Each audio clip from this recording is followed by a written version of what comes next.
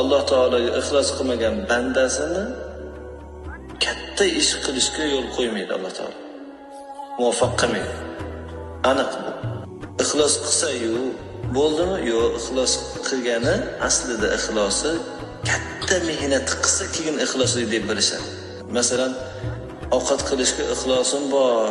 Alloh taolodan ya Robbi ovqat qilay deb o'tirasiz-ku, piyoz to'g'ramasdan, kartoshka solmasdan bo'ladimi? Qanaqa xunuk hisoblanadi? Qozonga o't qo'ymasdan turib ovqat pishib qolsin deyishdi, qanaqa xunuk hisoblansa, oldingilarda amal qilmasdan, mehnat qilmasdan turib ixlosni o'zi bo'lishi shunaqa xunuk hisoblangan. Demak, ixlos o'shanga yarasha jiddiy jahd, ya'ni dunyo sabablarini mukammal ushlash. Uchinchisi domla, saharda turish. Uchalasi jamlanmagan odamda nima yo'q? Buyuk ishlarni qilish, buyuk xizmatlarni qilish bo'lmagan.